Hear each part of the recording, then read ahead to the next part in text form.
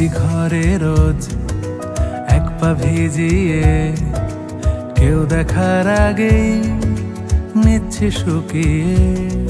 আমি রোজ পেতেছি কান, যদি শুনতে কিছু পাই, সত্যি মিথ্যে আজ করছি না যাচাই।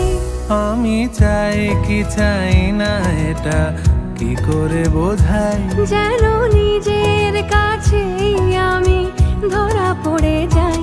শুভ দৃষ্টি, শুভ দৃষ্টি।